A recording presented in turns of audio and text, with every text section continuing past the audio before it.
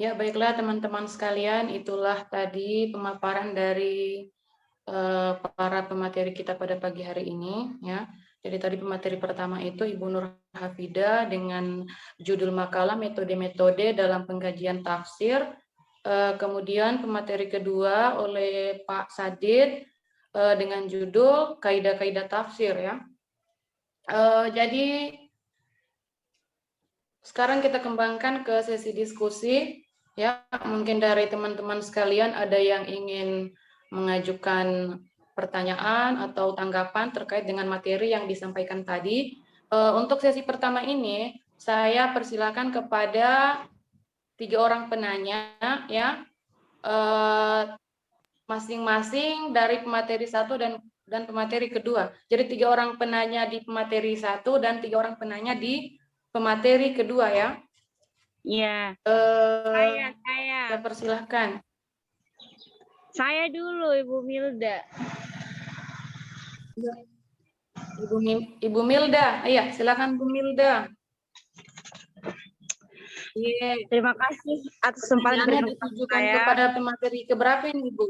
Ibu yang pemateri pertama, Ibu Nur Hafida.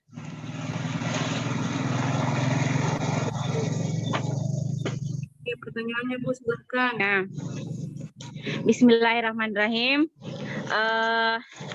Ini pembahasannya mengenai metode tafsir. Sedikit tadi yang terbesik di pikiran saya bahwasanya Ibu Nur Hafida menjelaskan metode penafsiran ijmali itu gunanya untuk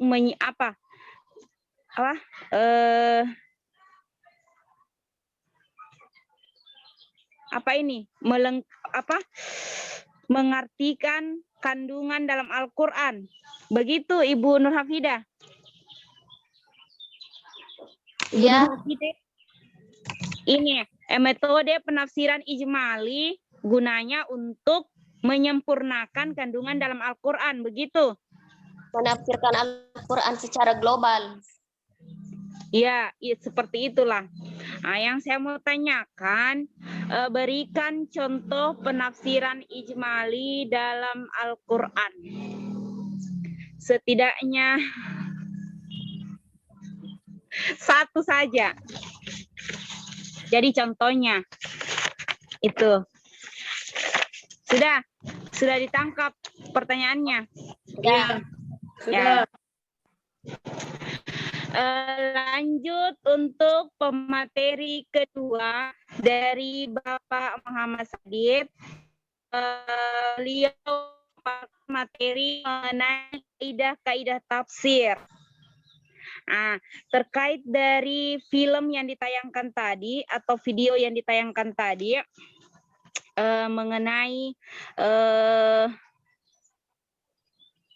amal makmur dai mungkar terkait dengan halal haramnya, yang saya mau tanyakan di sini kan kaidah itu ada undang-undang dari pusatnya itu dari undang-undang dasar kemudian hukum.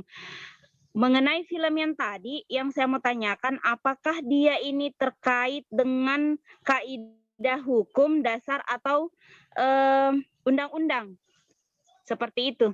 Terima kasih, saya kembalikan kepada moderator. Coba mohon diulangi tadi pertanyaannya, apakah film yang diputarkan tadi itu dia itu terkait dengan kaidah apa? Kaidah hukum? Ya, hukum yang mana dia termasuk di sini? Kaidah hukum itu kan berpusat pada undang-undang dasar atau hukum. Dia masuk mana? Undang-undang atau hukum? Ya, seperti itu. Terkait dengan film tadi. Ya, Ibu sudah dimengerti pertanyaannya ya. Ya, terima kasih moderator.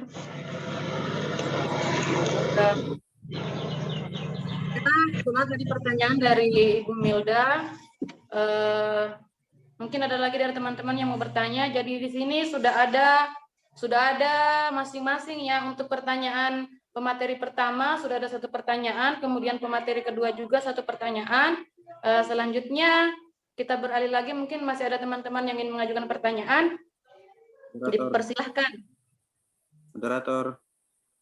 Ya, Pak Habibi. Ya, silakan Pak Habibi. Ya, baik, terima kasih atas kesempatannya, moderator. Ya. Bismillahirrahmanirrahim. Assalamualaikum warahmatullahi wabarakatuh. Waalaikumsalam Waalaikumsalam warahmatullahi wabarakatuh. Baik, saya akan bertanya kepada Bapak Muhammad Sadid Hidayat tentang kaidah-kaidah tafsir. Tadi telah dijelaskan bahwa ada beberapa macam kaidah-kaidah tafsir, termasuk dari segi bahasa dan lain sebagainya. Pertanyaan saya simpel. Kita ketahui bahwasanya ada banyak para mufassir, termasuk salah satunya di Indonesia ada Profesor Dr. Muhammad Quraish Shihab, ada juga Profesor Dr. Haji Abdul Malik Karim Amrullah atau Profesor Hamka, ada Ibnu Katsir, ada Syekh Jalaluddin Al-Mahalli dan Syekh Jalaluddin Asy-Syuyuti, ada Al-Maraghi dan lain sebagainya. Pertanyaan saya begini, dari kemudian beberapa tafsir yang sering saya baca-baca, ternyata kemudian dari struktur bahasa itu mereka berbeda-beda. Padahal dalam kaidah-kaidah tafsir kan sudah ada struktur bahasa yang diatur, sudah ada kaidah-kaidah bahasa yang diatur. Contoh, salah satu contohnya kita lihat bahwasanya dalam masalah jilbab, Profesor Dr. Quraish Shihab itu berbeda dengan sebagian para mufassir kebanyakan. Profesor Dr. Muhammad Quraish Shihab menafsirkan bahwa jilbab itu tidak wajib bagi muslimah. Tetapi para mufassir yang lain mengatakan dalam tafsirnya bahwa jilbab itu wajib. Apakah ini kemudian yang sesuai dengan kaidah-kaidah bahasa dalam tafsir, ataukah kemudian para mufassir itu menafsirkan Al-Quran sesuai dengan konteks yang ada dalam pikirannya? Seperti itu, Pak Materi. Ada dua pertanyaannya ya, ada dua. Ya, pertanyaannya begini, pertanyaannya cuma satu. Apakah kemudian para mufassir itu menafsirkan Al-Quran sesuai dengan kaidah-kaidah bahasa yang telah ditetapkan, ataukah kemudian para mufassir itu menafsirkan ayat-ayat Al-Quran sesuai dengan konteks pemahamannya masing-masing? Seperti itu, Pak Materi. Sekian dan terima kasih. Waalaikumsalam warahmatullahi wabarakatuh. Kaidah tafsir pandangan konteks pemahaman. Oke. Ya. Itu saja Pak Habib pertanyaannya. Ya, siap. Ya, tadi sudah ada penanya kedua ya dari Pak Habibi. Beliau mengajukan pertanyaan kepada pemateri kedua ya. Selanjutnya ada lagi Pak Rahmat. Ya, Pak Rahmat silakan. Ya, baik, Bismillah. Saya ingin bertanya kepada saudara saya, kakak saya, Muhammad Sadid Hidayat. Wah, berat kayak ini pertanyaan ini. Tidak, Ji. Jadi menelisik kembali terhadap materi yang lalu. Tapi mungkin agak jauh saya ingin tanyakan Kak Sadid, apakah seorang mufassir harus mempunyai harus memahami kaidah-kaidah ini secara menyeluruh atau hanya salah satunya saja? Terus jika salah satunya, kalau memang semuanya harus dipahami oleh mufassir, bagaimana jika salah satunya tidak dipenuhi? Terus dampak apa yang dihadapi atau yang dihadirkan oleh mufassir jika tidak memenuhi ilmu-ilmu dan kaidah-kaidah tafsir ini? Itu saja. Ada 3 nih. Oi, bisa saya satu kali tuh. Jadi pertama, apakah mufassir harus menguasai semua kaidah? Kemudian yang ketiga tadi dampaknya. Kemudian yang kedua apa tadi, Mas? Kalau memang harus dikuasai semuanya, bagaimana kalau seorang mufassir tidak memenuhi semuanya? Kalau memang iya. Siap. Terima kasih Ya. moderator. Siap. Ibu moderator yang sangat Oke. Baiklah, jadi di sini kalau untuk materi kedua pertanyaannya sudah cukup ya, sudah ada 3 penanya ya. Saya berikan lagi kesempatan kepada penanya untuk pemateri pertama ya. Saya Bu Guru, Oh iya, silakan Pak Rijal. Iya, makasih Bu Guru. Baik, terima kasih kepada Bu Moderator dan Bapak Ibu pemateri atas kesempatannya. Tambah volume suaranya. Nggak ada saya dengar. Siap. Tidak habis nih suaraku deh, sudah besar gitu. Suara hati Jal. Iya, baik, terima kasih. Kedengaran Mi? Kayaknya Iya, Hafida yang dengar ini kayaknya. Karena suara hati yang dipakai. Kayaknya Hafida tidak dengar kasih. Baik, terima kasih kepada Ibu Moderator dan Bapak Ibu pemateri atas kesempatan yang diberikan kepada saya. Menarik yang disampaikan oleh saudari pemateri pertama terkait dengan metode-metode penafsiran dalam Al-Quran. Di sini saya lebih menekankan terkait dengan 4 metode dalam penafsiran Al-Quran itu sendiri. Yang saya memfokuskan pada metode pertama, yakni metode tafsir tahlili.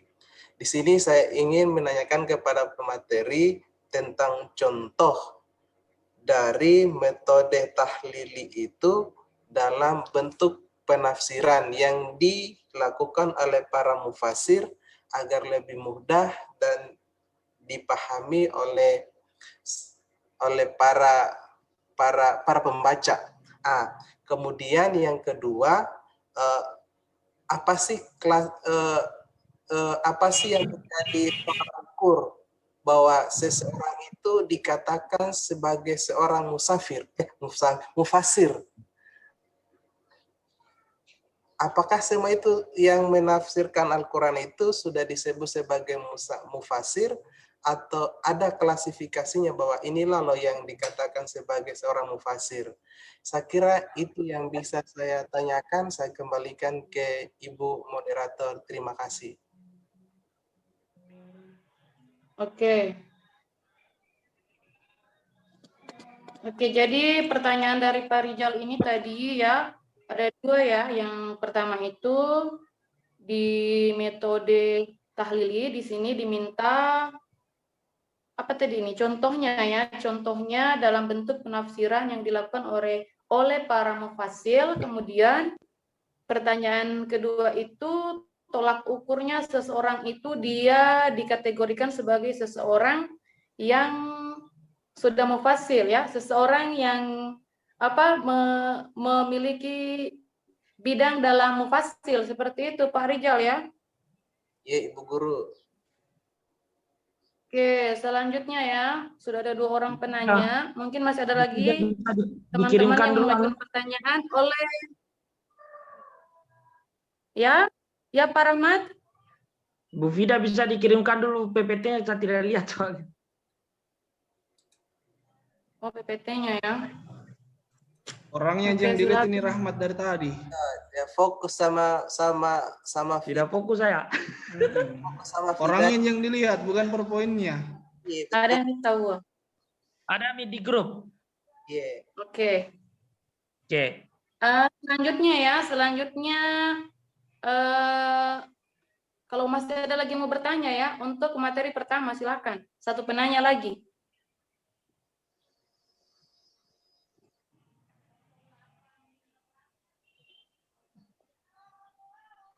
Sudah Mikone, banyak sekali itu pertanyaan. Ibu Nursia mungkin, atau kalau sekiranya Saya kalau nggak ada belum yang bertanya. ada ya, Supaya cukup kita 3. langsung saja karena pertanyaan juga dari pemateri pertama ini ya sudah cukup ini, sudah 3 pertanyaan juga ini ya. Oke. Ya.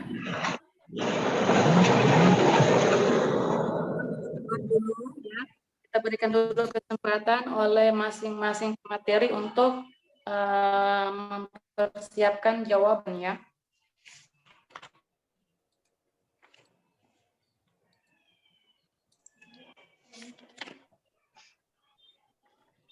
Sudah siap moderator? Sudah ya. Iya. Bagaimana pemateri pertama? Pemateri kedua dulu ya, yang sudah siap. Oke ya, jadi baiklah ya. Jadi dari dua pemateri kita ya sudah ada yang siap memberikan jawaban kepada teman-teman sekalian ya. Dari pemateri kedua ya. Bagaimana ini Pak Sadid, mau dijawab berurutan atau bagaimana ini ya? Boleh dari kita saja, Bu. Mau dijawab sekaligus juga boleh, mau satu-satu juga boleh. Ya. Jadi tadi ini pertanyaan pertama dari Bu Milda ya. Di sini dia tadi menanyakan berdasarkan tadi film pendek yang ditampilkan oleh Pak Sadid ya. Bagaimana itu? Bagaimana kaitannya dengan film pendek tadi yang diputar tersebut? Apakah itu dia masuk terkait dengan kaidah hukum atau undang-undang ketetapannya ya, berkaitan dengan apa tadi itu musik dan alkohol ya, seperti itu ya. Ya, silakan. Baik, terima kasih Bu Anirwan. Ini kayaknya Ibu Guru WOD yang diperhatikan cuma filmnya kayaknya. Ya, jadi terkait film pengantar tadi yang mengangkat kasus masalah alkohol dengan musik. Sabar dulu nih, masih ada suara bising di sekolah. Oh iya. Sabar pemirsa. Maklum, saya lagi di sekolah ini, Bu. Baik, saya lanjutkan. Nah, jadi terkait musik dengan alkohol, apakah masuk dalam kasus Undang-Undang Dasar ataukah masuk dalam kaidah tafsir? Nah, sebenarnya kalau ini pertanyaannya bagaimana ya? Saya bisa katakan masuk kedua-duanya, tergantung dalam sudut pandang mana kita maunya. Kalau kita mau melihat halal dengan haramnya, jelas dia masuk kepada kaidah tafsir. Nah, ini perihal agama. Adapun kalau masalah halal dengan haramnya dikaitkan dengan undang-undang, dia kurang tepat dan dia lebih tepatnya dalam penggunaannya. Misalnya penggunaan alkohol menurut undang-undang seperti apa? Bagaimana penggunaan alkohol melalui bea cukai, kemudian penggunaan musik, bagaimana, apakah ada etika-etika dalam penggunaan musik, misalnya tidak menyinggung seseorang, instansi dan sebagainya. Nah, itu terkait undang-undang. Adapun untuk kaidah tafsir ini lebih kepada hukumnya. Jadi dia dikenai hukum halal haram, apakah diperbolehkan atau dilarang.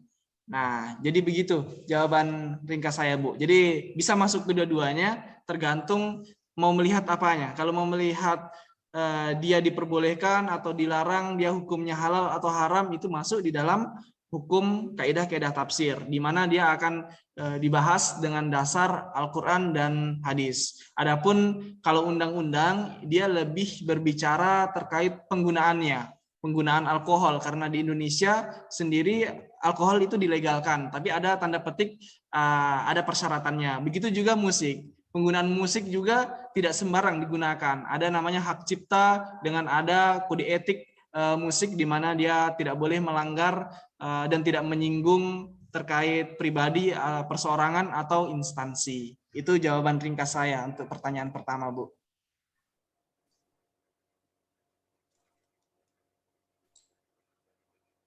Langsung untuk jawaban kedua, Bu, saya lanjutkan. Kayaknya kita langsung saja, Pak. Nanti setelah selesai semua terjawab, baru kita kembalikan kepada penanya bagaimana, apa ada tanggapan atau bagaimana ya. Oh, baik. Oke, silakan dilanjutkan, Pak. Baik.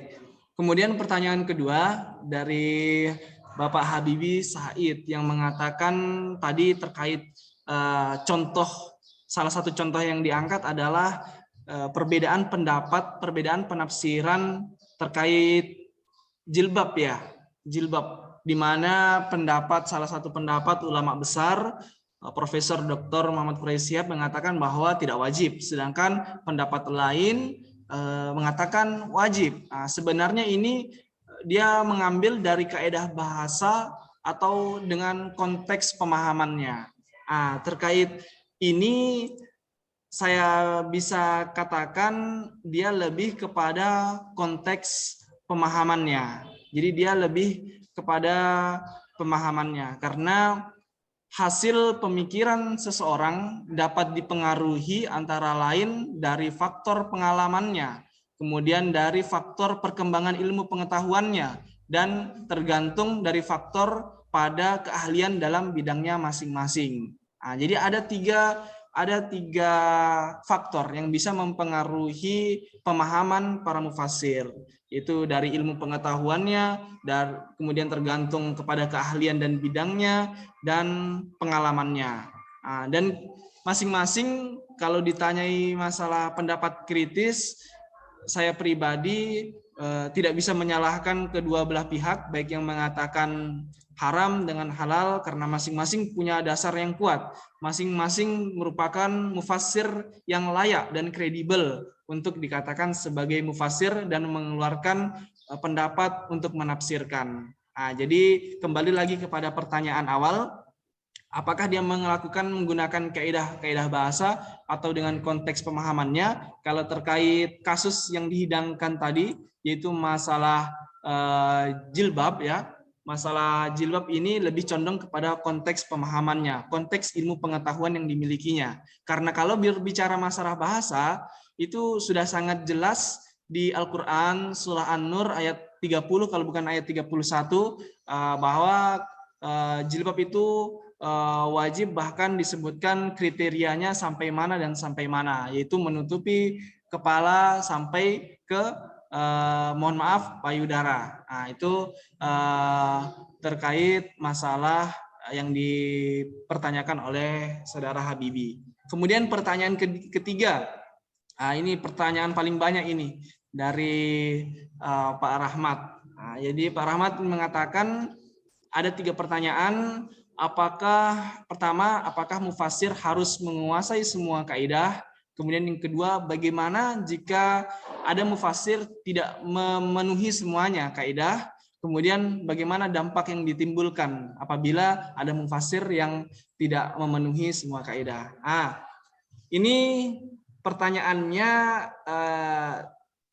saya akan menjawab melalui referensi lain, karena secara umum tafsir Al-Quran itu dapat dibedakan menjadi 3 klasifikasi ya, yaitu sumber penafsirannya, kemudian sistematika penyajian tafsir, dan corak penafsirannya.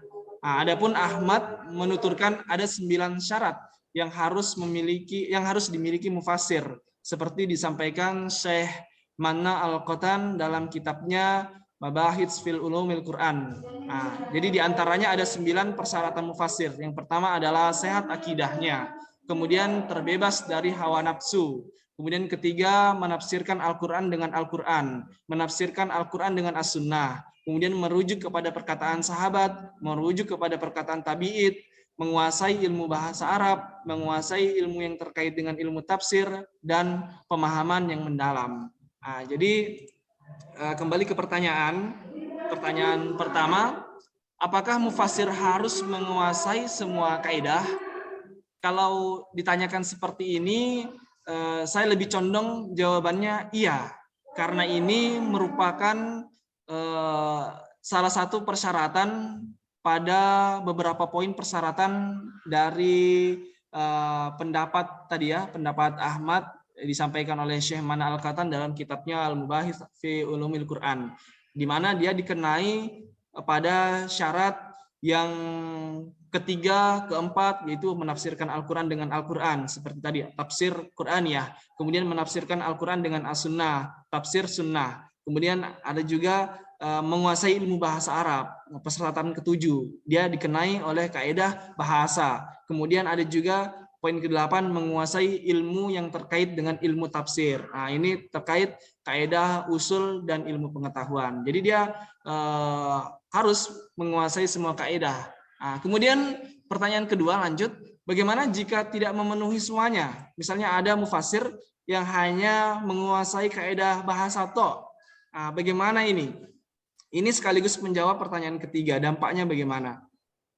Tentu apabila seorang mufassir hanya memiliki salah satu atau segelintir satu bidang studi, tentunya akan menimbulkan perbedaan faham dengan mufassir yang memiliki pengalaman dan pemahaman yang lebih luas. Nah, di sini tentunya pertama, dia akan lebih condong egois, bahkan dia tidak bisa mentoleransi, karena itu tadi pemahamannya hanya secara kontekstual, tidak melebar sampai ke konseptual. Misalnya ini banyak perdebatan, misalnya tadi pendapatnya Prof. Dr. Quraisy Shihab dengan ulama mufassir lainnya juga. Tentunya dampaknya juga begitu, terjadi perbedaan pendapat. Kemudian yang kedua, dia lebih condong lebih condong saya takutnya salah memaknai, lebih condong radikal, tapi bukan radikal tanda kutip radikal ini ya, karena saya memaknai radikal itu bukan radikal negatif saja. Radikal yang dimaksud adalah dia sangat kental dengan ilmu yang dipahami tanpa menerima pemahaman dari luar. Nah, itu jawaban ringkas dari saya, Ibu Moderator. Mudah-mudahan bisa mewakili semua pertanyaan yang telah diberikan kepada saya. Terima kasih, saya kembalikan kepada Moderator. Ya, terima kasih atas jawaban yang diberikan kepada Bapak pemateri. Ya, selanjutnya mungkin dari jawaban-jawaban tadi yang dipaparkan oleh Bapak pemateri, mungkin dari 3 orang penanya tadi ini ada yang mau ditanggapi atau bagaimana ya? Kesempatan pertama itu dari penanya pertama ya, penanya pertama dulu ya. Sabar ya pemateri pertama, kita selesaikan dulu. Moderator, saya izin dulu matikan kamera, Bung. Ya. Karena ada yang saya harus urus dulu. Ya Pak Rahmat ya. Bagaimana Ibu Milda? Cek, Bu Milda. Sudah begitu, Bu. Ya. Bagaimana tanggapannya? Sudah begitu, sudah pas. Oh, sudah pas. Oke, terima kasih ya. Selanjutnya dari Pak Habibie mungkin ada tanggapan, silahkan. Teman-teman, saya keluar misalnya, nah. Kita mau menjawab pertanyaan Ibu. Mau pergi ke pesta kayak ini, Bu Guru. Ada kegiatan. Oh, Nur Hafida belum jawab kah pertanyaanku? Saya kira sudah. Iya, tahu, tebal sekali Alista, baru panjang sekali bulu mata tak bela Habis di make up sama salon. Alisnya kayak apa nih? Kayak itu loh, apakah kayak golok? Kayak lidah buaya. Kayak golok. Protes dulu. Saya dengar. Tebal sekali, Bro. Masya Allah, betul sih. Takut dengan bulu matanya, cetar membahana. Silakan. Nur Hafida sudah Mito. Kayaknya habis waktu langsung sendiri. Tebal sekali. Saya jadi seperti Sabar dulu ya, sabar dulu Bu Milda ya. Bu Milda jangan begini. Bulu matanya segini panjang kan silakan bernyangkut Pak di Habibie masker. ya, silakan Pak Habibie. Pak Habibie silakan.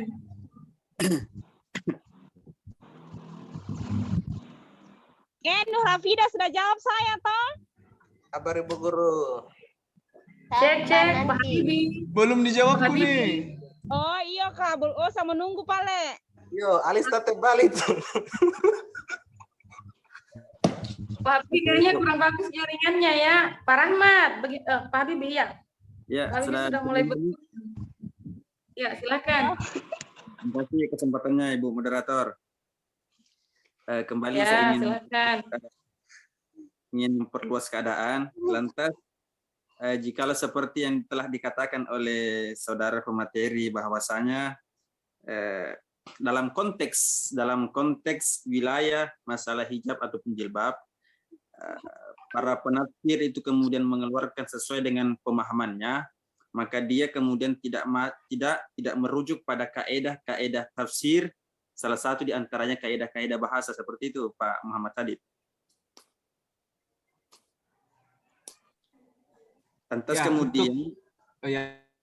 Lantas kemudian kalau seperti itu,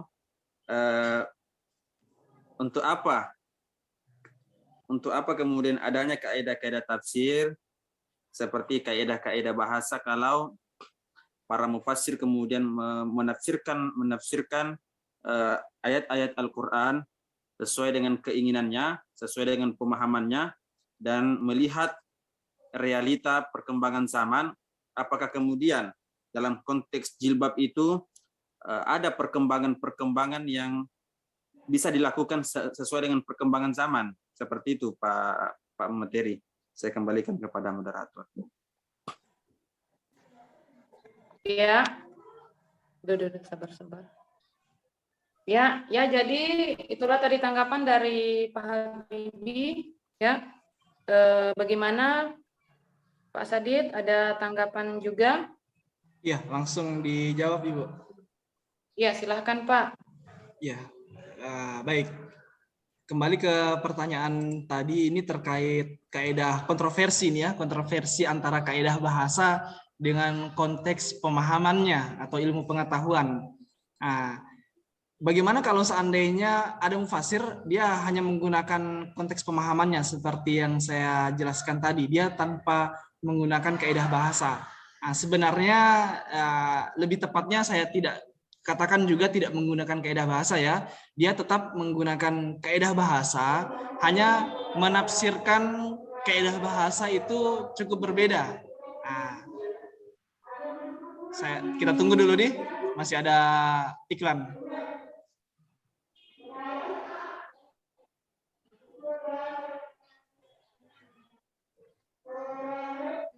Bisa didengar gini Pak? Oh, bisa jelas ya? Enggak masalah? Jelas sekali. Oh, oke, jelas sekali. Enggak masalah kalau begitu. Ya, saya lanjutkan. Khawatirnya jangan sampai terganggu suara, bisa perbedaan penafsiran lagi ini. Nah. Tadi hati-hati orang itu sudah bicara. Kembali lagi ya. Ada yang sudah terisi. Kembali lagi kepada topik. Jadi dari mana tadi? Jadi konteks pemahaman dengan konteks bahasa. Sebenarnya dua-duanya itu menggunakan konteks bahasa, kemudian menggunakan konteks pemahamannya. Karena kenapa? Perbedaan tingkat pemahaman dan keahlian seseorang dalam mengkaji Al-Quran itu sangat memungkinkan lahirnya pemahaman dan penafsiran. Misalnya dalam bidang bahasa saja dulu.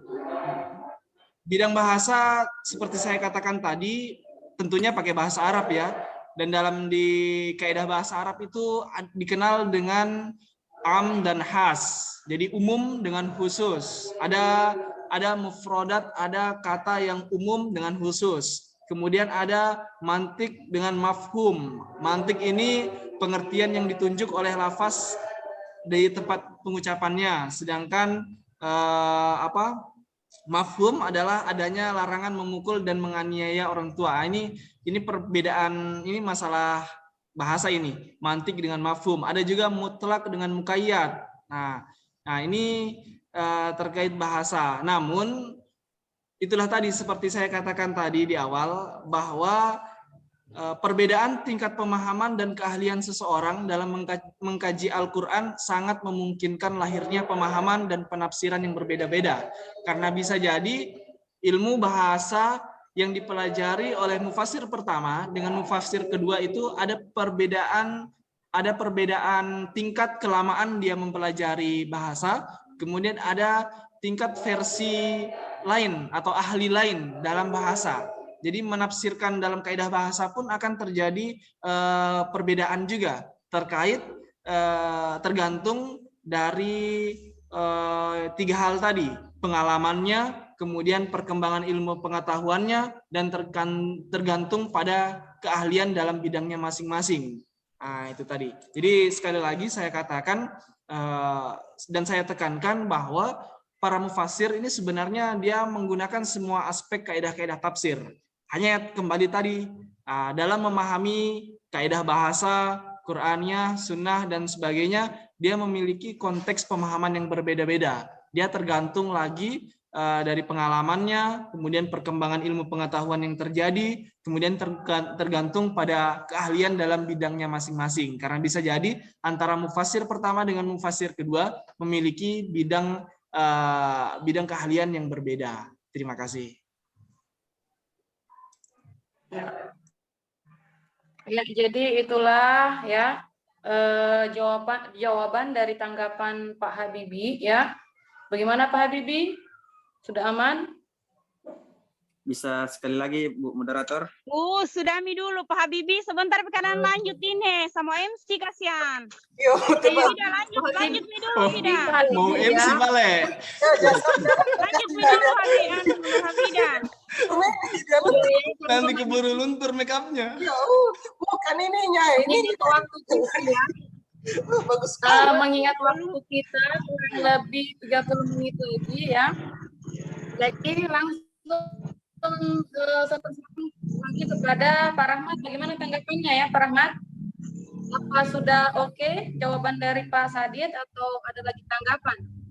Tidak Pak ada Rahmat. oke-nya, itu akan habis-habis. Lanjut Minur Hafida jawab pertanyaanku. Pak Rahmat, oke ya. Oke.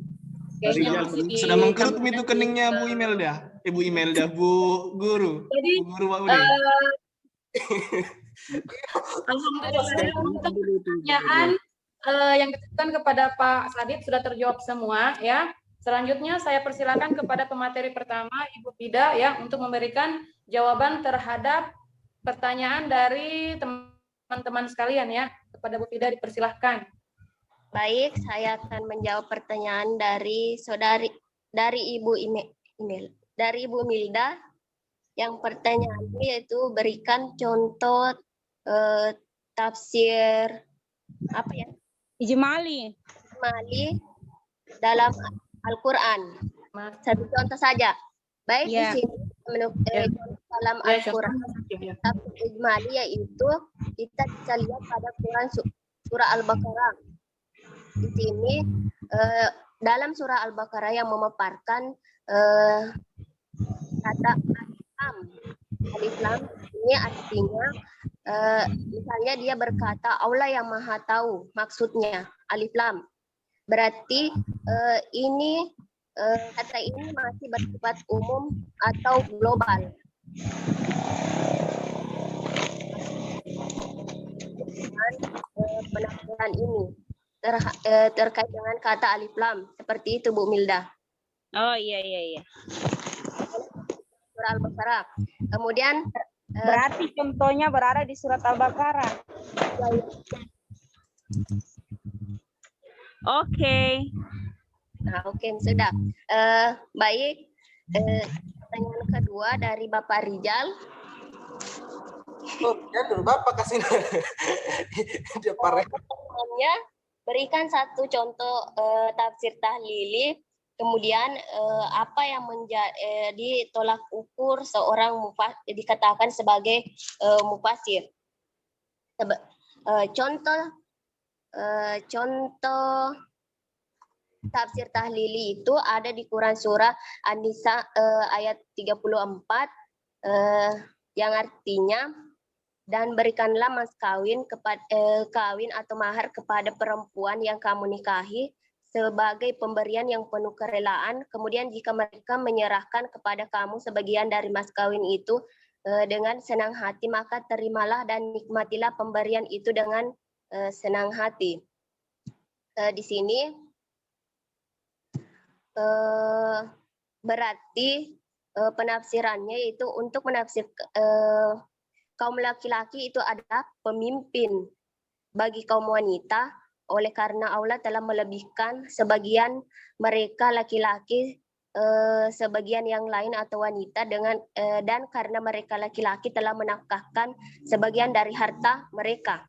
Karena itu maka wanita yang soleha, yaitu yang taat kepada Allah, lagi memelihara diri ketika suaminya tidak ada. Oleh karena itu Allah telah memelihara mereka. Wanita-wanita yang kamu khawatirkan nusyuznya, mereka nasihatilah mereka dan pisahkanlah mereka dari tempat tidur mereka dan pukullah mereka. Kemudian jika mereka menantimu, maka janganlah kamu mencari-cari jalan untuk menyusahkannya. Jadi di sini kan analisis berarti kita menganalisis ayat-ayat tersebut, artinya pemberian mahar. Ketika kita sudah seorang laki-laki, tidak ribut kah? Ya, itu tidak. Ketika seorang laki-laki telah memberikan mahar atau sudah menikahi seorang perempuan, maka seorang wanita itu menjadi tanggung jawab dari laki-laki tersebut, mulai dari makannya dan semuanya, serta keturunannya nanti. Kemudian mereka laki-laki kemudian dengan demikian yaitu maknanya adalah kaum laki-laki adalah pemimpin kaum wanita, pemimpin bagi istrinya, karena Allah telah memberikan kelebihan kepada mereka dan karena mereka telah memberikan nafkah kepada kaum perempuan yang diambil dari sebagian harta untuk mereka. Seperti itu. Contoh tafsir tahlili pada Quran surah An-Nisa ayat 34. Kemudian yang menjadi tolak ukur mufasir, menjadi tolak ukur sebagai seorang mufasir yaitu berarti yang pertama harus sehat akalnya, sehat akal. Kemudian yang paling utama yaitu sehat akidahnya. Kemudian terbatas dari hawa nafsu, tidak mengikuti hawa nafsu yang buruk, yang hawa nafsu yang jahat. Menafsir kemudian yang ketiga itu menafsirkan Al-Quran dengan Al-Quran. Menafsirkan Al-Quran dengan sunnah, kemudian merujuk pada perkataan sahabat, kemudian juga merujuk pada perkataan tabi'in, kemudian menguasai, ini juga yang harus dimiliki, harus menguasai ilmu bahasa Arab, kemudian menguasai ilmu yang terkait dengan ilmu tafsir seluruhnya, memiliki pemahaman yang mendalam tentang Al-Quran. Seperti itu. Saya kembalikan kepada moderator. Ya, itu tadi jawaban ya dari Ufida ya terkait dengan pertanyaan dari Pak Rijal ya. Jadi bagaimana Pak Rijal? Apa ada tanggapan ya? Cukup Ibu Guru. Cukup ya. Ya. Terima kasih Pak Rijal ya. Jadi untuk sesi pertama ini semua pertanyaan itu sudah terjawab ya, sudah terjawab. Sekarang ini waktu menunjukkan pukul 9:37. Bagaimana teman-teman? Mungkin masih ada yang mau bertanya teman-teman? Jika masih ada, saya persilakan kepada satu pemateri, satu pertanyaan ya. Saya Bu, izin bertanya Jannah. Waktu masih ada, kita lanjut lagi ya. Bu Jannah. Bu Jannah, silahkan. Ya, Bu Jannah, silahkan. Ya, baik, sebelumnya terima kasih kepada Ibu Moderator yang telah memberikan kesempatan kepada saya untuk bertanya. Saya ingin bertanya kepada pemateri kedua, Pak Sadid. Tadi telah dijelaskan mengenai kaidah penafsiran dalam Al-Quran. Nah, beberapa tadi telah disebutkan seperti kaidah Quraniyah, kemudian kaidah sunnah, dan lain sebagainya. Nah, yang ingin saya tanyakan di kaidah Quraniyah, yaitu menafsirkan Al-Quran dengan Al-Quran. Mungkin pemateri bisa menjelaskan lebih spesifik lagi mengenai kaidah Qur'aniyah ini. Maksudnya kategori ayat Al-Quran yang seperti apa yang dapat ditafsirkan dengan penerapan kaidah Qur'aniyah ini, dan mungkin bisa diberikan dijelaskan lagi siapa tokoh mufasir yang menerapkan kaidah Qur'aniyah tersebut. Itu saja dari saya kembalikan kepada Ibu Moderator. Ya, ya, terima kasih ya pertanyaannya dari Ibu Jana ya. Selanjutnya mungkin masih ada lagi teman-teman ya. Untuk pemateri pertama ya. Silakan kalau ada yang mau mengajukan pertanyaan kepada pemateri pertama.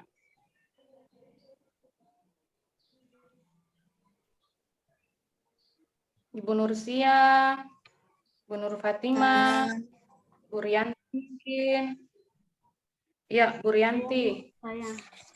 Oh, itu ada Bu Nursia dulu. Bisa dulu. Iya, Bu Nursia. Bu Nursia. Oke, terima kasih Ibu Moderator. Silakan Bu Nursia. Terima kasih atas kesempatan yang diberikan kepada saya. Saya ingin mengajukan sebuah pertanyaan kepada Ibu pemateri yang pertama, Nur Hafidah. Di sini tadi kita sudah mendengarkan bersama tentang metode-metode tafsir. Jadi di dalam pengkajian ilmu tafsir terdiri dari 3 metode, yakni metode riwayat, logika, dan penalaran. Yang ingin saya tanyakan di sini, Bu, dalam suatu kejadian, untuk menafsirkan sesuatu kejadian, apakah itu membutuhkan 3 metode ini atau memang cukup salah satu saja? Mungkin hanya itu, terima kasih.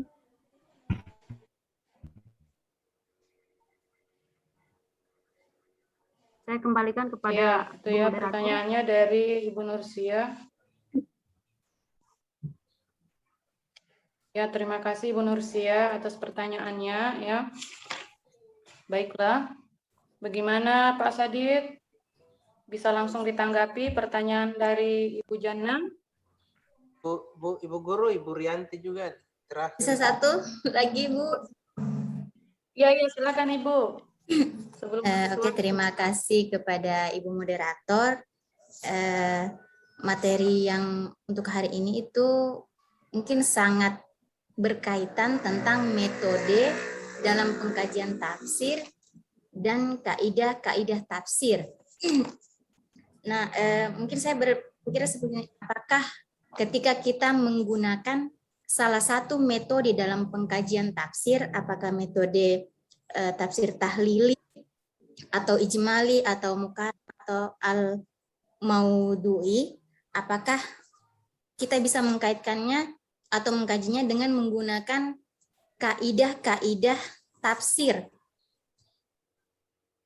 Mungkin pemateri bisa menjelaskan sedikit ketika kita menggunakan metode tafsir, apa yang kaidah-kaidah apa yang kita bisa gunakan, yang tadi sudah disebutkan oleh pemateri tentang kaidah-kaidah tafsir itu sangat banyak, tetapi dia memfokuskan kepada 5 kaidah tersebut.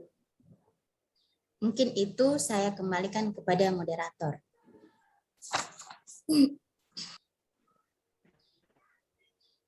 Ya, itu ya pertanyaan dari Ibu Rianti. Masih ada lagi mungkin teman-teman yang belum bertanya, Ibu Nur Fatimah? Nah, oke ya, jadi 3 penanya dulu ya. Baiklah, bagaimana Pak Sadid? Bisa langsung ditanggapi pertanyaannya tadi dari Ibu Jana?